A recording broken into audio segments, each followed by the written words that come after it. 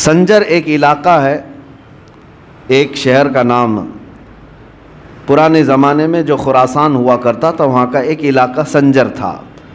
اس شہر کی ایک خاصیت میں آپ کو بتاؤں، اس گاؤں کی، اس شہر میں ایک بھی بندہ ایسا نہیں تھا جو تہجد نہ پڑھتا ہو، ایک بھی ایسا نہیں تھا۔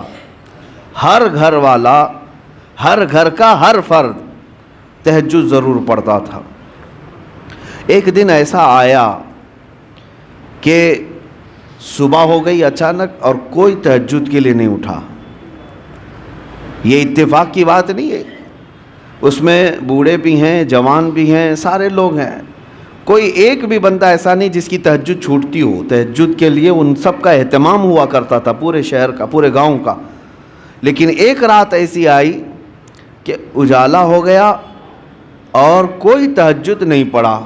جب لوگ اٹھ کر کے گھروں سے واپس آنے لگے، سب کو اپنا افسوس ہونے لگا، اتنا اجالا آ گیا ہے اور ہماری تہجد رہ گئی ہے، قضا ہو گئی۔ اب فجر کے وقت کا وہ منظر جو صبح صادق کا ہوتا ہے، سفیدی کا، یہ نظر آنے لگ گیا۔ تو سب ادھر ادھر سرگرداں تھے، اس میں ایک 90 سال کی عمر کے بزرگ تھے، ان کے پاس سب لوگ جمع ہوئے اور کہا کہ ماجرا کیا ہے، ایسا کیسے ہو سکتا ہے کہ کوئی ایک بھی بندہ نہ جاگا ہو تہجد کے لیے؟ برسوں سے ہماری تہجد قضا نہیں ہوتی۔ اس بزرگ نے سارے لوگوں کو جمع کیا، سنجر کی بات کر رہا ہوں، سنجر کی بات کر رہا ہوں، کہا کہ میاں یہ جو سفیدی تم دیکھ رہے ہو یہ صبح سورج کے نکلنے والی سفیدی نہیں ہے، ابھی رات موجود ہے اور تہجد کا وقت بھی باقی ہے۔ یہ اجالا وہ نہیں ہے جو روز سورج کے نکلنے سے پہلے آتا ہے، چلو میرے ساتھ۔ وہ صاحب کشف اور صاحب بصیرت بزرگ تھے، سارے قوم کو لے کر کے چلتے آئے، اور ایک گھر تھا حضرت خواجہ غیاث الدین کا جو سرکار غریب نواز کے والد گرامی ہے۔ اس گھر کے پاس آئے تو دیکھا روشنی وہاں سے نکل رہی ہے اور ان کے گھر پر پوری سفیدی ہے اور پورے شہر، پورے گاؤں میں اجالا پھیلا ہوا ہے۔ اس بزرگ نے کہا چلو اس گھر کا یہ مسئلہ ہے، آئے گھر پر دستک دیا تو حضرت خواجہ غیاث الدین باہر آئے، پوچھا کہ کیا معاملہ ہے، تو مسکراتے ہوئے کہنے لگے آج میرے گھر میں بیٹے کی ولادت ہوئی ہے اور اس کا نام حسن رکھا گیا ہے۔ یہ وہی ولادت ہے جس کو آج پورے عالم میں غریب نواز کے نام سے یاد کیا جاتا ہے۔ عزیزان گرامی وقار، جن کی پیدائش اس حال میں ہو کہ وہ آتے ساتھ پورے شہر کو اجالا بخش رہے ہوں، تو پھر جس ملک میں قدم رکھیں اسلام کا اجالا کیوں نہ عطا کرے؟ وہ کفر کی اندھیریوں کو چھانٹ کر کے ہمیں اسلام کی روشنی دینے کے لیے ہی تو آئے تھے۔ عزیزان گرامی، سلطان الہند معین الہند سرکار غریب نواز رضی اللہ تعالیٰ عنہ سے ہماری صرف محبتیں اور عقیدتیں وابستہ نہیں ہے، بلکہ ہمارے ایمان اور اسلام کا رشتہ جڑا ہوا ہے۔ حقیقت تو بات یہ ہے کہ جتنے بھی صوفیہ اکرام، جتنے بھی مشائخ، جتنے بھی اولیاء ہند میں آئے، ان سب کی خدمات اپنی جگہ پر، لیکن آج علل اعلان ہم یہ کہہ سکتے ہیں کہ پورے بر صغیر کے چپے چپے پر آج کلمہ پڑھنے والوں کو یہ احسان ماننا ہوگا کہ کلمے کی تلقین بھی غریب نواز سے ہمیں ملی ہے۔ سلطان الہند سرکار غریب نواز رضی اللہ تعالیٰ عنہ کی بے انتہا وسعتیں، محنتیں، ان کی کاوشیں تھی جس کی وجہ سے اسلام آج ہر جگہ یہاں پر پھیلا ہوا اور چمک رہا ہے، اور اسی وجہ سے اب ہمیں ڈرنا بھی نہیں چاہیے کہ یہ غریب نواز کا پھیلایا ہوا دین ہے۔ ہاں، ڈرنا بھی نہیں چاہیے، اس لیے کہ اس وقت کی بات جب وہ آئے تھے 6 یا 8 فقیر تھے ساتھ میں، فقراء کی ایک جماعت تھی، اور وہ دلی کی سرزمین سے ہوتے ہوئے جب اجمیر پہنچے تھے، تقریباً ہندوستانی سنی مسلمانوں کو واقعات معلوم ہے، کیا اجمیر والوں نے ان کا شاندار استقبال کیا تھا؟ کیا ان کے لیے پھول بچھا دیے تھے، ریڈ کارپیٹ بچھا دیا تھا؟ نہیں، وہ جس انداز سے اجمیر معلیٰ میں پہنچے تھے وہاں تو سخت مقابلہ تھا اور دشمنی کا سامنا تھا، حتیٰ کہ ان کو کسی درخت کے نیچے بیٹھنے تک نہ دیا جا رہا ہو، وہاں کے انا ساگر سے پانی نہ لینے دیا جا رہا ہو۔ ان حالات میں اگر کوئی اس زمین پر جمع رہ سکتا ہے تو وہ صرف عطا رسول ہی ہو سکتا ہے۔ قرآن کہتا ہے جو لوگوں کو نفع دیتا ہے زمین میں وہ برقرار رہتا ہے، اور جو جھاگ ہے وہ اڑ کر چلا جاتا ہے۔ جو جھاگ ہے، کچرا ہے، وہ اڑ کر چلا جاتا ہے۔ سرکار غریب نواز یہاں تشریف لائے تھے، کسی کا قتل اور کسی کا خون کرنے نہیں آئے تھے، وہ انسانوں کو، اللہ کی مخلوق کو نفع پہنچانے آئے، جس کی وجہ سے آج تک زمین پر وہ برقرار ہیں۔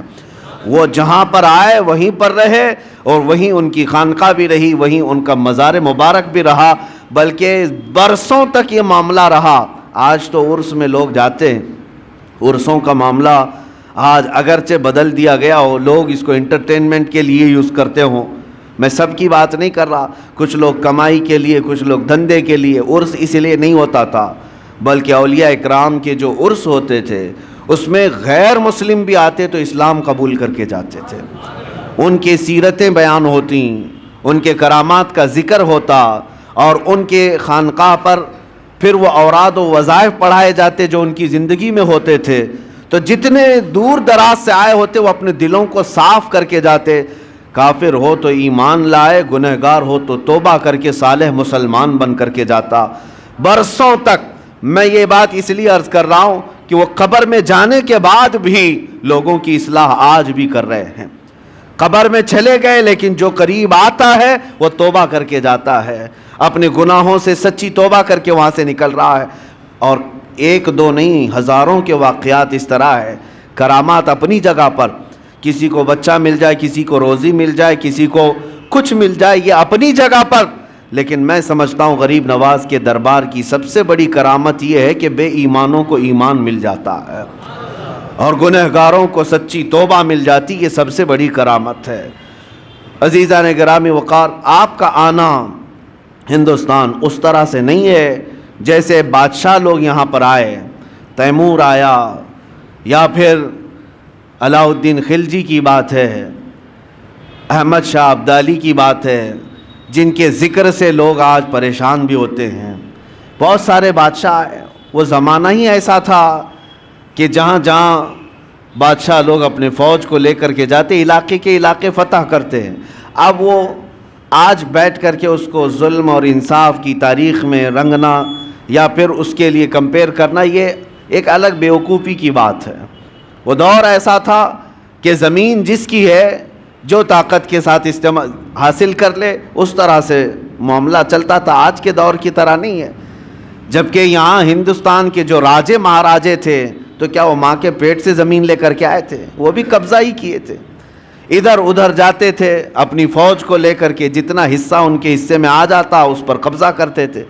لیکن یہ سارے بادشاہ جتنے بھی آئے، ہو سکتا ہے زمینوں کو قبضہ کیا ہو، تخت پر قبضہ کیا ہو، غریب نواز اس طرح سے نہ قبضہ کرنے آئے تھے نہ زمین لینے آئے تھے۔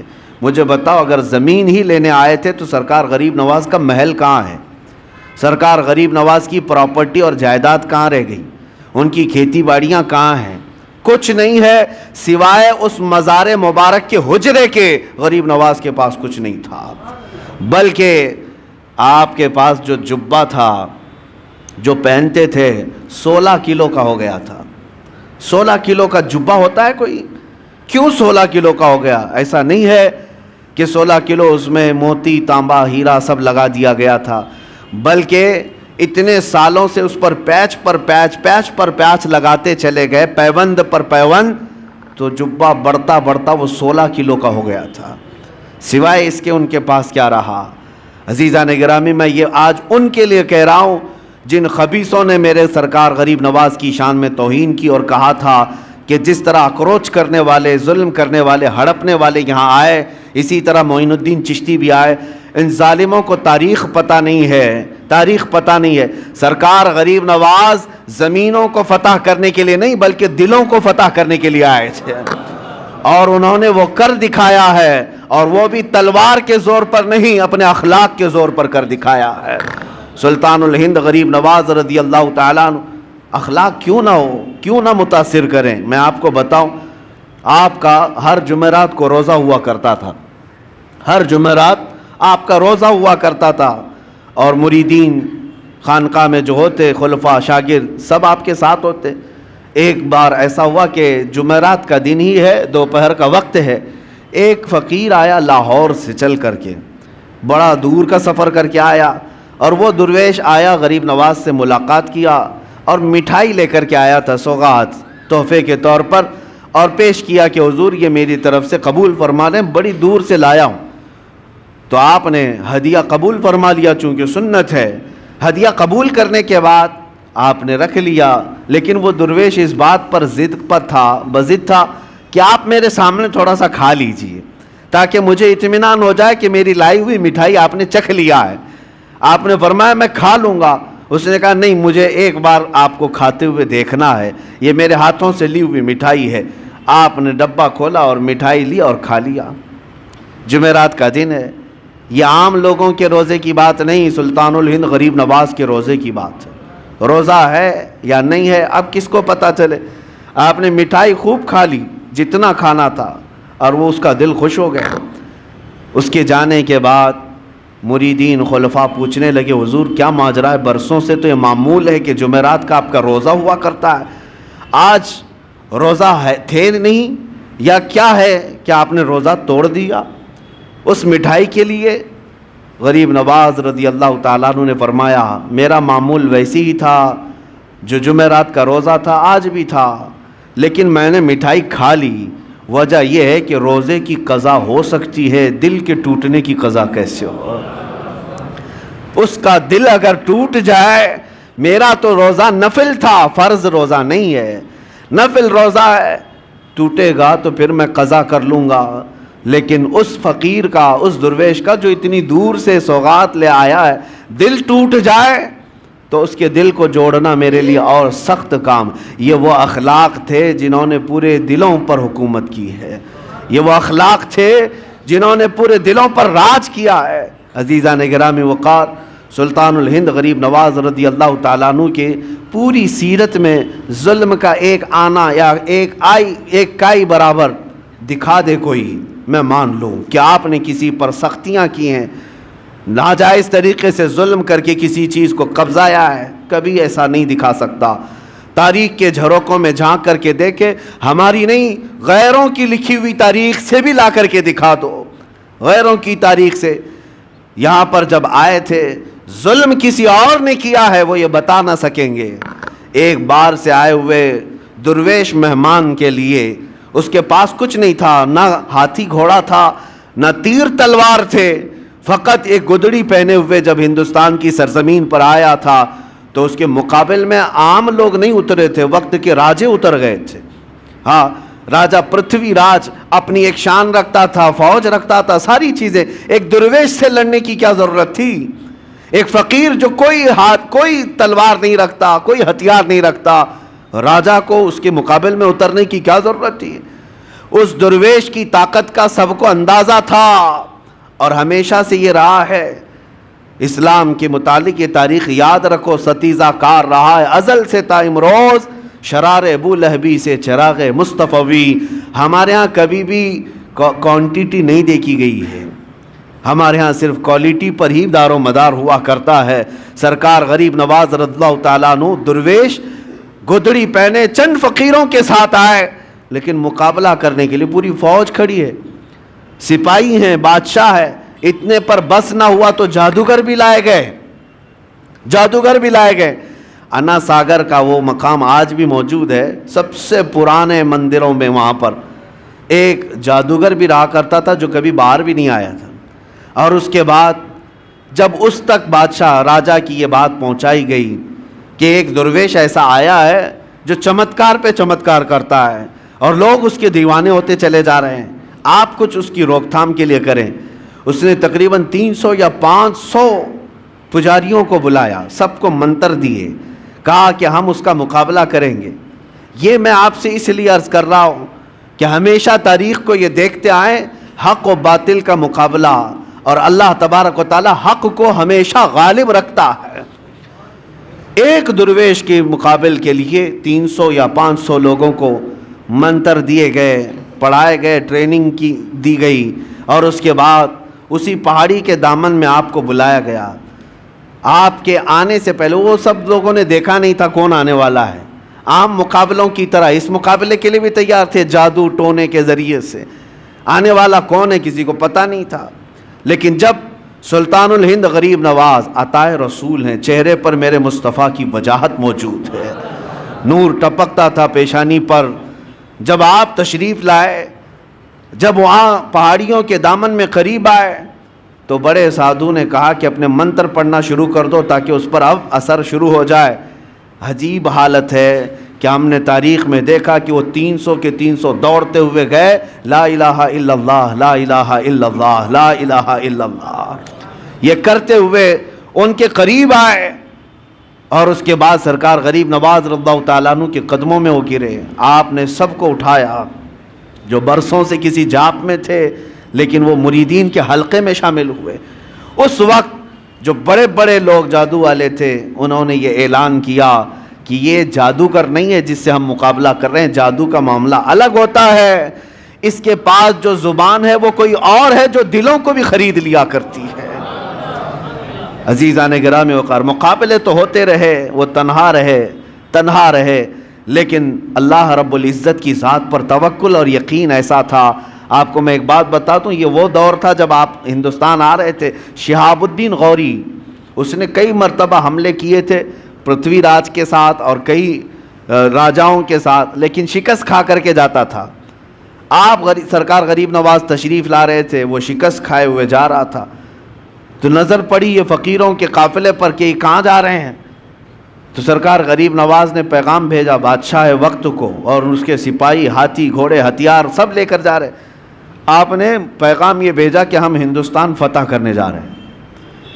کون لوگ؟ 8 فقیر لوگ۔ سرکار غریب نواز یہ کہہ رہے ہیں کہ ہم ہندوستان فتح کرنے جا رہے ہیں، اور ادھر کی فوج شکست کھا کر جا رہی ہے پورے ہاتھی گھوڑے ہتھیار کے ساتھ۔ تو وہ ایک کہکہا لگایا کہ یہ گدڑی پہنے ہوئے درویش بات کہہ رہے ہیں ہندوستان فتح کرنے کی، کیا دیکھتے نہیں ہمارے پاس کتنی بڑی فوج ہے، کتنی بڑی طاقت ہے، کیا کیا ہتھیار سے ہم لیس ہیں۔ تو سرکار غریب نواز نے فرمایا بات یہی ہے، فرق یہی ہے کہ تم جب بھی جاتے ہو یہ ہاتھی گھوڑے اور ہتھیاروں پر بھروسہ کر جاتے ہو، معین الدین اللہ کے بھروسے جا رہا ہے، اللہ ہمارے ساتھ ہے۔ اور تاریخ نے آج دیکھ لیا جو اللہ پر توکل کر کے آیا تھا، 800 سال گزر گئے، کرسی ابھی ہلنے کا نام نہیں لیتی، آج تک وہ حکومت قائم ہے، دلوں پر قائم ہے، دلوں پر قائم ہے۔ عزیزان گرامی وقار، ہم تو ہم ہیں، غیر بھی ان کو سلطان الہند کہتے ہیں۔ آج سرکار غریب نواز رضی اللہ تعالیٰ عنہ کی عظمت کو آج تسلیم کرتے ہیں۔ میں جو بات عرض کر رہا تھا وہ یہ، مقابلے کیوں نہ ہوں گے، ہر طرح سے ظلم کے ساتھ آپ کو شکست دینے یا ہٹانے کی کوششیں ہر لمحہ ہوئی، لیکن ایک درس ملتا ہے آپ کی زندگی سے، ایک درس ملتا ہے، چاہے اندھیرا کتنا بھی آ جائے صبح تو ہونا ہے، رات کتنی کالی کیوں نہ ہو جائے سورج کو نکلنا تو ہے ہی ہے۔ اس لیے میرے عزیزو، زندگیوں میں اگر کبھی کٹھنائیں آئیں، مصیبتیں آئیں، مشقتیں آئیں، تو ایسا نہیں کہ زمین چھوڑ کر بھاگ جائیں یا ہا ہو کر کے اپنے آپ کو بے قابو کر لیں، بے صبرا پن دکھائیں، نہیں، تھوڑی دیر انتظار کریں۔ اللہ کریم اپنے بندوں کو آزماتا ہے، اور جو استقامت کے ساتھ جمے رہتے ہیں پھر اپنی مدد بھی نازل فرماتا ہے، مدد بھی نازل فرماتا ہے۔ آپ کیا سمجھتے ہیں کہ سرکار غریب نواز جیسی آئے سب کرامتوں سے سب کچھ حل کرتے چلے گئے، سب کچھ حل کرتے چلے گئے؟ ادھر کرامت دکھائی ادھر کھانا آ گیا، ادھر کرامت دکھائی ادھر کپڑے آ گئے؟ نہیں، اولیاء کاملین اپنے نفس کے لیے، اپنی ذات کے لیے کرامتوں کا صدور نہیں کرتے۔ ہاں، وہ بے اختیار ان سے کچھ کام صادر ہوتے ہیں، بے اختیار ہوتے ہیں۔ وہ ایسا نہیں ہے کہ کوئی موکل ہے اس کو کہہ دیں حاضر ہو جا، ابھی مجھے سونا لا کر کے دے دے، ابھی مجھے چاندی لا کر دے دے، مٹھائی کی خواہش ہوئی فلاں مٹھائی کی دکان سے مٹھائی لا کے دے دے۔ یہ کرامتوں کا مطلب یہ نہیں ہوتا، وہ اپنی ذات کے لیے، پیٹ بھرنے کے لیے کرامتوں کا استعمال نہیں کرتے۔ ان کے پاس کرامتوں کا اختیار تھا، باوجود اس کے فاقے پر زندگی گزارتے تھے، مشقتوں سے گزرے ہیں۔ آپ کو پتہ ہے آپ کے ایک صاحبزادے خواجہ حسام الدین رحمۃ اللہ تعالی علیہ بچپن میں مدرسے سے پڑھ کر کے آ رہے تھے، اور بھی طلبہ تھے، کسی استاد کے پاس پڑھ کر کے آ رہے تھے، بیچ راستے میں ان کو چکر آ گیا اور گر گئے۔ دوستوں نے اٹھایا، کہا حسام الدین کیا بات ہے؟ کہا 2 دن سے ہم کھانا نہیں کھائے۔ سرکار غریب نواز کے بیٹے ہیں، کھانا نہیں کھائے, بھوک کی شدت ہے کہ آج کمزوری آ گئی, گر گئے. تو وہ دوستوں نے پوچھا کہ آپ نہیں کھائے؟ تو آپ کے والد کہا وہ پچھلے 8 دن سے تو فاقے میں ہیں, وہ روزہ رکھتے ہیں, دن میں شام میں پانی پی لیتے ہیں, ان کا تو فاقہ اور ہے. بیٹے نے صرف اتنا کہا دوستوں سے, سب گئے اپنے اپنے گھروں میں جا کر کہنے لگے کہ آج تو بڑا غضب ہوا, ہم نے سلطان الہند معین الدین حسن چشتی رضی اللہ تعالیٰ عنہ کے بیٹے کو فاقے میں گرتے ہوئے دیکھا, اور انہوں نے بتایا کہ ان کے گھر میں فاقہ چل رہا ہے.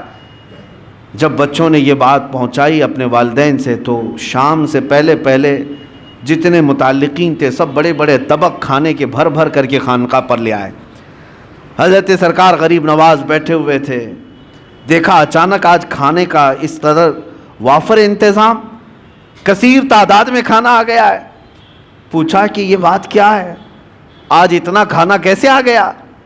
لوگوں نے کہا کہ حضور آپ نے کبھی اشارہ تک نہیں کیا کہ آپ کے گھر پہ فاقہ ہے, ہم غریبوں کو آپ حکم فرما دیں ہم اپنی جان حاضر کر دیں, کیسے تم لوگوں کو کس نے بتایا؟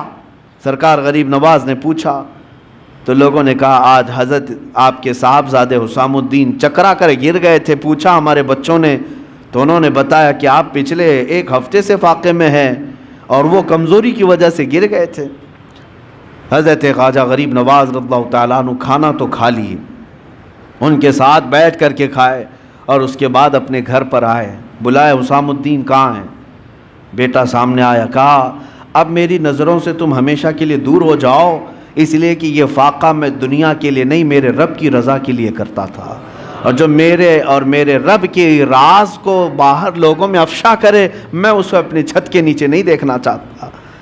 یعنی اس بات سے آپ اندازہ لگائیں کہ یہ نہیں ہے کہ کرامتوں کے ظہور اور صدور سے طبق کے طبق وہ کھانے اتروائیں, اگر وہ چاہتے تو یقیناً اللہ ضرور دیتا.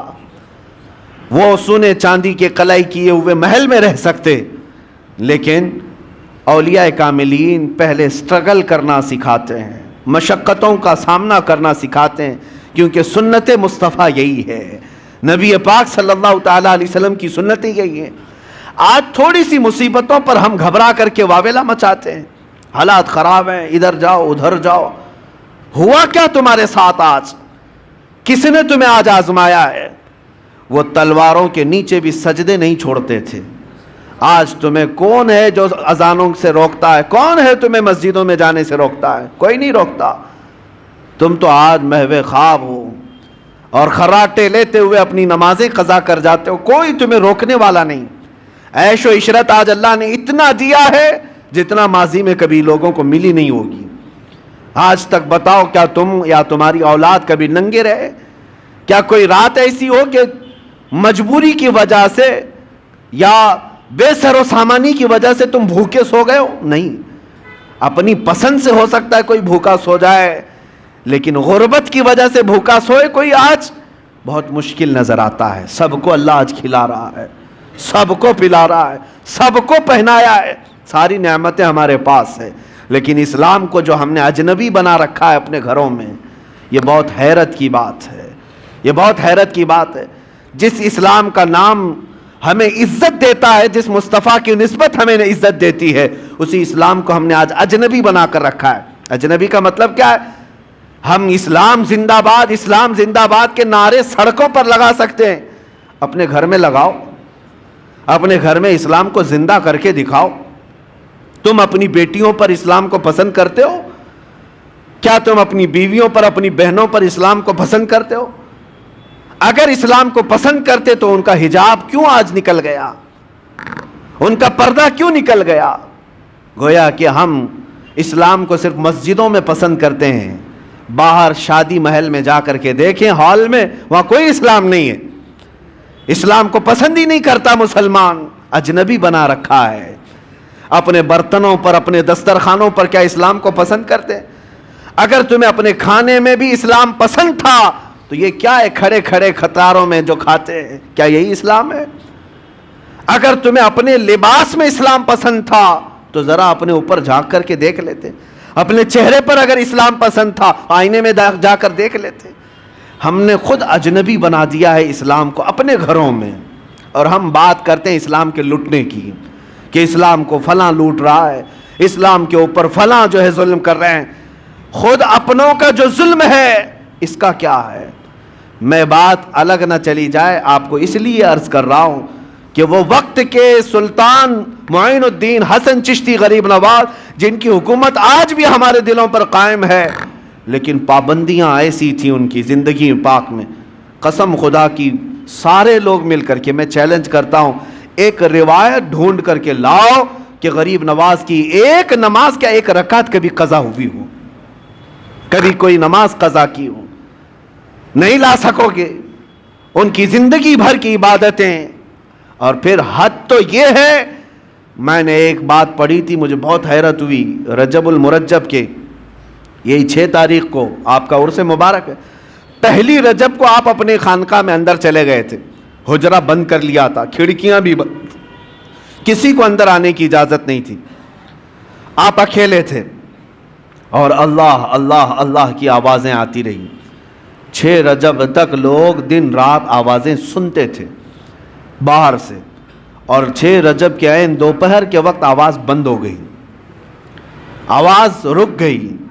اب میں آپ سے پوچھتا ہوں کہ ایک کمرہ پورا چاروں طرف سے بند ہو، کھڑکیاں بھی بند ہیں، دروازے بھی بند ہیں، اندر کیا حال ہوگا؟ گرمی کا حال یا پسینے کا حال کیا ہو سکتا ہے؟ کوئی ہوا کا انتظام نہ ہو، آپ اندازہ کر سکتے ہیں۔ لیکن جب آواز بند ہوئی تو خلفاء و مریدین نے کافی انتظار کے بعد دروازہ توڑ دیا، انہیں ایسا لگا کہ شاید آپ کے ساتھ کچھ ہو نہ گیا ہو، دروازہ توڑ دیا تو دیکھا آپ چارپائی پر لیٹے ہوئے ہیں، اور آپ کی روح کب سے انصری سے پرواز کر چکی ہے، آپ کا وصال ہو چکا۔ لیکن اندر آتے ہی جیسے ہی مریدین کی نظر پڑی، پیشانی پر لکھا ہوا تھا ھذا حبیب اللہ مات فی حب اللہ، یہ اللہ کا حبیب ہے، اللہ کی محبت میں چلا گیا ہے۔ جو بات میں عرض کرنے جا رہا تھا وہ یہ، دیواروں پر دیکھا گیا آپ کی سانسیں جو نکلتی تھیں، آپ کی سانسیں نکل کر کے جو بھاپ بنتی تھی، دیواروں پر وہ پسینہ جمع تھا شبنم کی طرح سے، لیکن اس پسینے کے قطروں کو دیکھا گیا غور سے تو ہر قطرے سے لا الہ الا اللہ لکھا ہوا نظر آتا تھا۔ سانسیں جو نکلتی ہیں جہاں جا کر جم جائیں اس میں بھی ذکر الہی موجود ہے۔ عزیزان گرامی وقار، جن کی عبادتوں کا اور ریاضتوں کا یہ حال ہو تو کیا رب تبارک و تعالیٰ انہیں یہ مقامات علیہ نہیں عطا فرمائے گا؟ یقیناً کرامات اپنی جگہ پر، لیکن جو انہوں نے سٹرگل کیا اپنی زندگی میں، مشقتیں اٹھائی ہیں، جو عبادات اور ریاضات کے ذریعے سے انہوں نے اپنے نفس کو مارا ہے، وہ بھی تو ہمارے لیے درس ہے آج، وہ بھی تو ہمارے لیے درس ہے۔ 1 روپیہ یا 1 سکہ کسی کا حرام کا آپ کی خانقاہ تک آپ نے کبھی آنے نہیں دیا، کبھی آنے نہیں دیا، یہاں تک کہ نظر و نیاز جو آتے اس کو خیرات کر دیتے تھے۔ جب اپنے آپ کو اس طرح بچا لیا جائے تو مقامات بلند عطا ہوتے ہیں۔ آج سلطان الہند غریب نواز کے عرس کا مقصد صرف یہ نہیں ہے کہ آپ جائیں اور ایک چادر چڑھا دیں، مہنگی پھول چڑھا دیں، اس غریب نواز کو ہماری چادروں کی کوئی ضرورت ہی نہیں، اللہ نے جنتی چادر انہیں پہلے سے پہنایا ہوا، وہ جنتی جوڑے میں ملبوس ہیں۔ ہاں یہ اور بات ہے کہ ہم عظمت شان کے لیے چادر پیش کرتے ہیں، ان کی شان و شوکت ان کی رفعت کے لیے پیش کرتے ہیں، یہ اور بات ہے، میں اس کا منکر نہیں ہوں، لیکن اگر تم یہ سمجھتے ہو کہ چادر پیش کرنے کے بعد ہی میری ذمہ داری ختم ہو گئی، یہ تمہاری خام خیالی ہے۔ اصل مسئلہ ان کے دربار میں چادر پیش کرنے کا نہیں، اصل مسئلہ یہ ہے جاؤ تو اپنا دل ان کے قدموں میں رکھ کر کے آ جاؤ اور عرض کرو کہ اب میں زندگی اپنی مرضی سے نہیں، آپ کے اشاروں سے جینا چاہتا ہوں۔ آپ کو پتہ ہے آپ جب سفر سے آ رہے تھے مدینہ طیبہ سے اجمیر، بیچ میں ایک علاقہ آتا ہے سبزوار، یہ آج کے ایران میں ہے، اور وہاں پر آپ کا قیام ہوا ایک باغیچے کے پاس، اور وہ بہت خوبصورت باغیچہ تھا، اس کے اندر ایک حوض تھا۔ یہ باغیچہ اور حوض وہاں کے حاکم کا تھا، اس وقت کا جو حاکم تھا، بڑا ظالم آدمی، لوگوں کا مال اتنا لوٹتا تھا کہ لوگ پریشان تھے، ہفتہ وصولی والا سسٹم، اور پھر اسی کا ایسا ظلم، اس کا ایسا ظلم تھا کہ کوئی باغیچے میں اجنبی نہ آئے، اتفاق ایسا کہ سرکار غریب نواز وہیں پر قیام کیے اور آپ کی نماز کا وقت آیا تو اس حوض سے آپ وضو کرنے چلے گئے. تو وہاں پر جو پہرے دار تھے انہوں نے کہا، منع کیا کہ یہ حاکم سبزوار کا ہے، آپ مت آئیے، اگر اس کی نظر پڑ گئی تو بہت سختیاں کرے گا. حضرت سرکار غریب نواز نے فرمایا، میں عبادت اللہ کی کر رہا ہوں اور اللہ میرے ساتھ ہے. بس آپ نے وضو فرمایا، ابھی وضو کر ہی رہے تھے کہ وہ حاکم باغیچے میں داخل ہو گیا. جیسی آیا اور چیختا چلاتا کہ ایک اجنبی میرے آرام گاہ میں کیسے آ گیا ہے اور کیسے یہ حوض میں پانی لے کر کے استعمال کر رہا ہے. سرکار غریب نواز نے اس کی طرف کوئی توجہ نہ فرمائی، کوئی توجہ نہیں. وہ دندناتا ہوا قریب آیا، آپ نے پورا وضو فرمایا. وضو کرنے کے بعد اپنے قطرے چھڑک دیے اور پھر اس کی طرف ایک جمالی نظر ڈالی اور وہ حاکم سبزوار دیکھتا رہ گیا اس حسین صورت کو. جو کرنے آیا تھا وہ کچھ اور کام تھا، لیکن قدموں میں گر کر کے توبہ کرنے لگ گیا. کہا کہ آپ جس وقت یہاں آئے مجھے پتا نہیں تھا، لیکن اب جس وقت آپ میرے دل میں آئے ہیں عزم کرتا ہوں کہ زندگی بھر مجھے اپنے دامن سے دور نہ کریں. میرے عزیزو، سلطان الہند کے پاس آئے، لیکن حاکم سبزوار جو تھا غریب نواز کے قدموں میں گر کر معافی مانگا، توبہ کیا. اور اتنا ہی نہیں بلکہ واپس جانے کے بعد زندگی بھر لوٹی ہوئے مال کو سب کے اصل مالکوں تک پہنچایا، سب کو لوٹایا اور اپنا گھر بار بھی بیچ دیا. تب سرکار غریب نواز کے پاس آیا، کوئی نظر و نیاز لے کر کے نہیں، کوئی تحفہ تحائف لے کر کے نہیں، بلکہ آیا اور کہا اب آپ کا یہ غلام سب دے کر کے آیا ہے، سوائے دل کے اب کچھ نہیں رہ گیا، وہ میں آپ کے پاس لے آیا ہوں. سلطان الہند غریب نواز نے قبول فرمایا، بیعت ارادت میں ہی نہیں بلکہ اپنے عظیم خلفاء میں اس کو شامل فرمایا، خلافت عطا کی.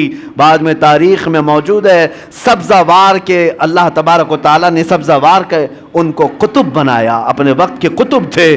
کہاں ظلم و ستم کی داستان رکھنے والا، کہاں قدموں میں آ کر کے دل دینے والا اللہ کی ولایت حاصل کر جاتا ہے. میں یہی عرض کرنا چاہتا ہوں، تم تحفے تحائف اپنی جگہ پر جاؤ، اپنا دل قدموں میں رکھ کر کے آؤ، عرض کرو کہ سرکار مجھے اپنے ساتھ لے لیں، آپ ایک اشارہ فرمائیں میرے دل کی اصلاح ہو جائے. پھر اگر غریب نواز قبول فرما لیں یقیناً زندگی کی کایا ہی پلٹ جائے گی، ایک نیا انقلاب دیکھنے کو ملے گا. اللہ کریم اس آستانے کو سدا سلامت رکھے. اجمیر معلیٰ کے فیوز و برکات اللہ تعالی ہماری نسلوں کو صبح قیامت تک عطا فرمائے. عزیزان گرامی، اپنے بچوں کو یہ نصیحت بھی کرو، یہ وصیت بھی کرو کہ ہندوستان میں ہم غریبوں کو اسلام ملا ہے تو وہ اجمیر معلیٰ کی دھرتی کا فیض ہے، سرکار غریب نواز کے احسانات ہیں. اس لیے کیا انٹرنیٹ کا زمانہ ہے، ڈیجیٹل زمانہ آنے والا ہے. کل کو چل کر کے کوئی ٹائی سوٹ بوٹ والا کوئی آئے اور کہہ دے کہ ہم نے اسلام پھیلایا ہے، تو ہمارے بچے تو گوگل والے ہیں، ہمارے بچے تو گوگل کے شاگرد ہیں، ان کو یہی نہ لگنے لگ جائے کہ سارا اسلام گوگل سے پھیلا ہے. اس لیے بچوں کو یہ سمجھاؤ، گوگل ہو کہ پوگل ہو یہ بہت زمانے کے بعد کی بات ہے. سلطان الہند غریب نواز اس وقت اسلام پھیلا رہے تھے جب تو تار کا بھی سسٹم نہیں تھا، جب ٹیلی فون کا بھی معاملہ نہیں تھا، لیکن اپنی مختصر سی زندگی میں 90 لاکھ لوگوں کے دلوں میں اسلام کو روشن فرمایا. وہ ان کا احسان ہے اور یہ احسان صبح قیامت تک رہے گا. اللہ کریم سرکار غریب نواز کے دربار سے ہم سب کی نسبتوں کو ہمیشہ صدا قائم رکھے. عرض یہی کرتا ہوں اس غریب نواز کے دربار میں کہ ہماری سلامی وہاں تک پہنچ جائے. جمعہ میں یہاں بیٹھے ہوئے ہر عاشق کو مولا اجمیر کی حاضری قبول فرما لے. خواجہ ہند وہ دربار ہے اعلیٰ تیرا، کبھی محروم نہیں مانگنے والا تیرا. وآخر دعوانا الحمدللہ رب العالمین. السلام علیکم.